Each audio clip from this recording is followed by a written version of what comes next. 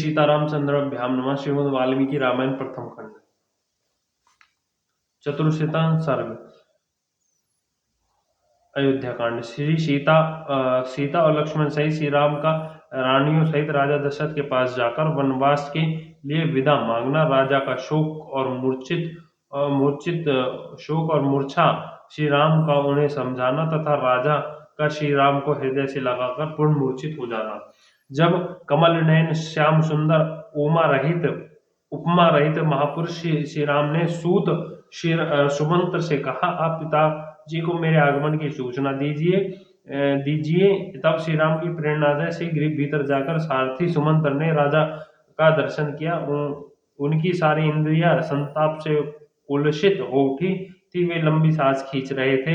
सुमंत्र ने देखकर पृथ्वीपति महाराज दशरथ राहुग्रस्त सूर्य, राख से ढकी हुई आग तथा जल शून्य तालाब के समान श्रीहीन हो रहे थे। उनका चित्त अत्यंत व्याकुल है और वे श्री राम का ही चिंतन कर रहे थे। तब महाप्राग सूत ने महाराज को संबोधित करके हाथ जोड़कर कहा, पहले तो सूत सुमंत्र ने विजय सूचक आशीर्वाद देते हुए महाराज की अभ्युप कामना की। फिर भय से व्याकुल मंद मधुर वाणी द्वारा यह बात कही, पृथ्वीनाथ, आपके पुत्र ये सत्य पराक्रमी पुरुष सिंह श्री राम ब्राह्मणों को तथा आश्रित सेवकों को अपना सारा धन देकर द्वार पर खड़े हैं। आपका कल्याण हो। ये अपने सब सुधाओं से मिलकर उनसे विदा लेकर इस समय आपका दर्शन करना चाहते हैं। आज्ञा हो तो उन्हें आकर आपका दर्शन करें। राजन, अब ये विशाल वन में चले जाए। अतः किरणों से युक्त सूर्य की भांति समस्त रचोचित गुणों से संपन्न इन श्री राम को आप ही जी भरकर देख लीजिए। यह सुनकर समुद्र के समान गंभीर तथा आकाश की भांति निर्मल सत्यवादी धर्मात्मा महाराज दशरथ ने उत्तर दिया, सुमंत्र, यहाँ जो कोई भी मेरी स्त्रियां हैं उन सबको बुलाओ। उन सबके साथ मैं श्री राम को देखना चाहता हूँ। तब सुमंत्र ने बड़े वेग से अंतपुर में जाकर सब स्त्रियों को कहा, देवियों, आप लोगों को महाराज बुला रहे हैं, अतः आप शीघ्र चले। राजा की आज्ञा से सुमंत्र ऐसा कहने पर वे सब रानियों स्वामी का आदेश समझकर उस भवन की ओर चली। कुछ लाल नेत्र वाली 350 पतिव्रता युवती स्त्रियों महारानी कौशल्या को सब ओर से घेरकर धीरे धीरे उस भवन में गई। उन सबके आ जाने पर उन्होंने देखकर पृथ्वीपति राजा दशरथ सूत से कहा, सुमंत्र, अब मेरे पुत्र को ले आओ। आज्ञा पाकर सुमंत्र गए और श्री राम, लक्ष्मण तथा सीता को साथ लेकर शीघ्र ही महाराज के पास लौट आए। महाराज दूर से ही अपने पुत्र को हाथ जोड़कर आते देख सहसा अपने आसन से उठ खड़े हुए। उस समय स्त्रियों से घिरे हुए वे नरेश शोक से आतर हो रहे थे। श्री राम को देखकर ही वे प्रजापाल महाराज बड़े वेग से उनकी ओर दौड़े, किंतु उनके पास पहुंचने से पहले ही दुखी से व्याकुल हो पृथ्वी पर गिर पड़े और मूर्छित हो गए। उस समय श्री राम और महारथी लक्ष्मण बड़ी तेजी से चलकर दुख के कारण अचेत से हुए शोक ग्रस्त महाराज के पास जा पहुंचे। इतने ही में उस राजभवन के भीतर सहसा आभूषणों से ध्वनि के साथ सहस्त्रों स्त्रियों का हा राम यह आतरण गूंज उठा। श्री राम और लक्ष्मण दोनों भाई भी सीता के साथ रो पड़े और उन तीनों ने महाराज को दोनों भुजाओं में उठाकर पलंग पर बिठा दिया। शोका सुन के सागर में डूबे हुए महाराज दशरथ 2 घड़ी में जब फिर चेत हुई, तब श्री राम ने हाथ जोड़कर उनसे कहा, महाराज, आप हम लोगों के स्वामी हैं। मैं दंडकारण्य जा रहा हूँ और आपसे आज्ञा लेने आया हूँ। आप अपनी कल्याणमयी दृष्टि से मेरी ओर देखिए। मेरे साथ लक्ष्मण भी वन में जाने की आज्ञा दीजिए। साथ ही यह भी स्वीकार कीजिए कि सीता भी मेरे साथ वन को जाए। मैंने बहुत से सच्चे कारण बताकर इन दोनों को रोकने की चेष्टा की, परंतु ये यहाँ रहना ही नहीं चाहते। अतः दूसरों का मान देने वाले नरेश, आप शोक छोड़कर हम सबको, मुझको, लक्ष्मण और सीता को भी उसी तरह वन जाने की आज्ञा दीजिए, जैसे ब्रह्मा जी ने अपने पुत्र सनकादिक को तप के लिए वन जाने की अनुमति दी थी। इस प्रकार शांत भाव से वनवास के लिए राजा की आज्ञा की प्रतीक्षा करते हुए श्री रामचंद्र जी की ओर देखकर महाराज ने उनसे कहा, रघुनंदन, मैं कैकई को दिए हुए वर के कारण मोह में पड़ गया हूँ। तुम मुझे कैद करके स्वयं ही अब अयोध्या के राजा बन जाओ। महाराज के ऐसा कहने पर बातचीत करने में कुशल धर्मात्माओं में श्रेष्ठ श्री राम दोनों हाथ जोड़कर पिता को इस प्रकार उत्तर दिया, महाराज, आप सहस्त्रों वर्षों तक इस पृथ्वी के आधिपति बने रहे हैं। मैं अब वन में ही निवास करूंगा, मुझे राज्य लेने की इच्छा नहीं है। नरश्रेष्ठ, 14 वर्ष तक वन में घूम फिरकर आपकी प्रतिज्ञा पूरी कर लेने के पश्चात मैं पुनः आपके युगल चरणों में मस्तक झुकाऊंगा। राजा दशरथ एक तो सत्य के बंधन में बंधे हुए थे, दूसरे एकांत में कैकेयी उन्हें श्री राम को वन में तुरंत भेजने के लिए बाध्य कर रही थी। उस अवस्था में अंतर्भाव से रोते हुए वहां अपने प्रिय पुत्र श्री राम से बोले, तात, तुम कल्याण के लिए वृद्धि के लिए और फिर लौट आने के लिए शांत भाव से जाओ। तुम्हारा मार्ग विघ्न बांधों से रहित हो और निर्भय हो। बेटा रघुनाथ, तुम सत्य स्वरूप और धर्मात्मा हो, तुम्हारे विचारों को पलटना तो असंभव है, परंतु रात भर और रह जाओ, फिर एक रात के लिए सर्वदा आप अपनी यात्रा रोक दो। केवल एक दिन भी तो तुम्हें देखने का सुख उठा लूं। अपनी माता को और मुझको इस अवस्था में छोड़कर आज की इस रात में यही रह जाओ। मेरे द्वारा संपूर्ण अभिलाषित वस्तुएं तृप्त होकर कल प्रातः काल यहाँ से जाना।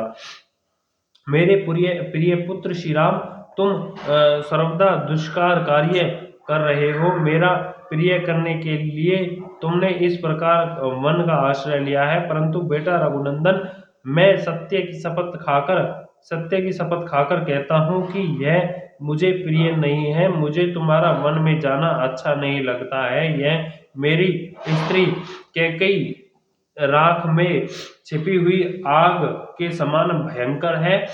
इसने अपने क्रूर अभिप्राय को छिपा रखा था, इसलिए इसी ने आज मुझे मेरे अभिष्ट संकल्प से विचलित कर दिया है। मैं कुलोचित सदाचार का विनाश करने वाली इस कैकेयी ने मुझे वरदान के लिए प्रेरित करके मेरे साथ बहुत बड़ा धोखा दिया है। इसके द्वारा जो वचन मुझे प्राप्त हुए हैं, उसी का तुम पार करना चाहते हो।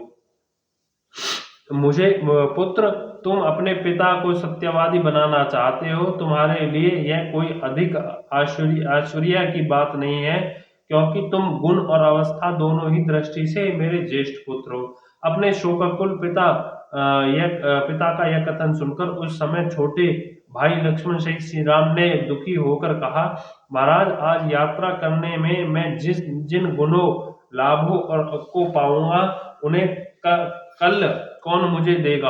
अतः मैं संपूर्ण कामनाओं के बदले आज यहाँ से निकल जाना ही अच्छा समझता हूँ और इसी का वर्ण करता हूँ।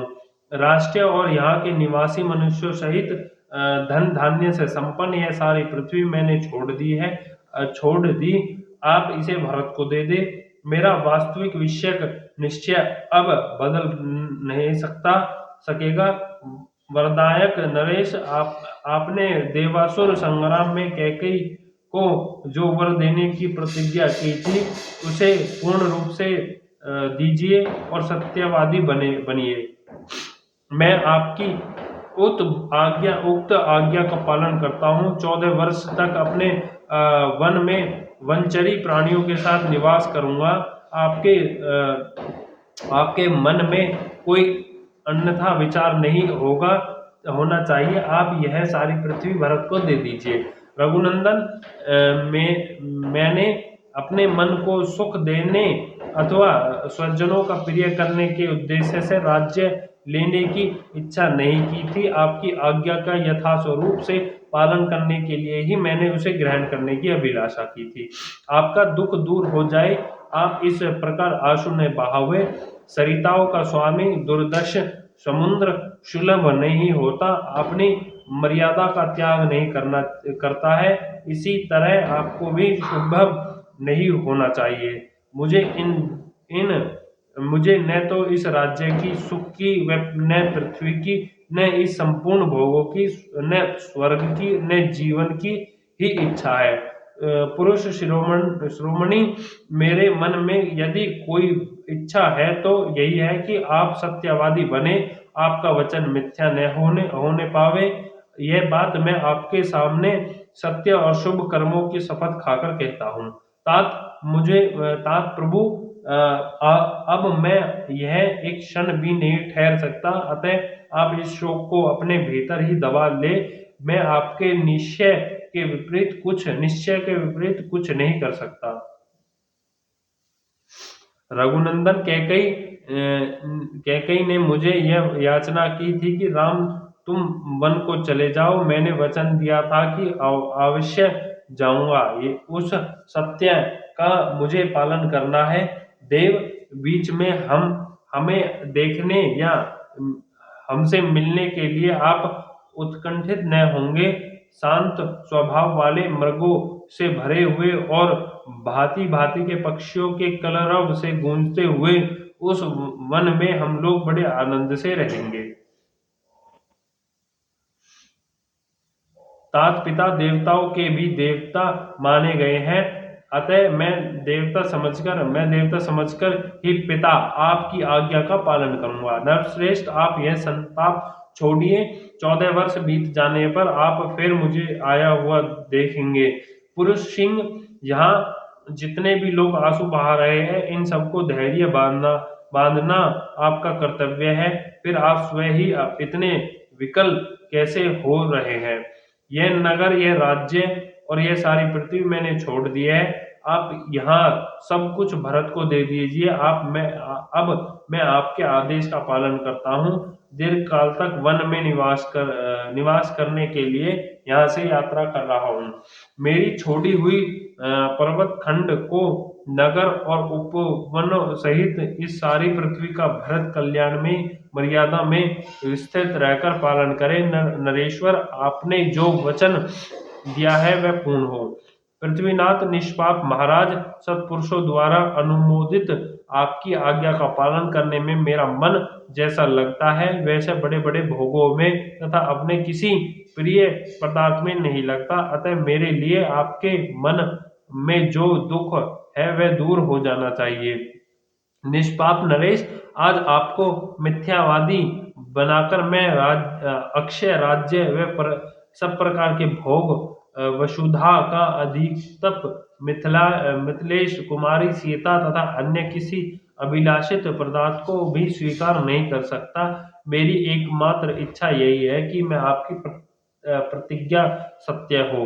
मैं विचित्र वृक्षों युक्त वन में प्रवेश करके फल मूल का भोजन करता हुआ वहां के पर्वतों, नदियों और सरोवरों देख कर सुखी होऊंगा। इसलिए आप मुझे अपने मन को शांत कीजिए। श्री राम का ऐसा कहने पर पुत्र बिछड़ने के संकट में पड़े हुए राजा दशरथ ने दुख और संताप से पीड़ित हो उन्हें छाती से लगा लिया और फिर अचेत होकर वे पृथ्वी पर गिर पड़े। इस समय उनका शरीर जड़ की भांति कुछ भी चेष्टा न कर सकता। यह देखकर राजकुमारी कैकेयी को छोड़कर वहां एकत्र हुए अन्य सभी रानियां रो पड़ी। सुमित्रा भी रोते रोते मूर्छित हो गए।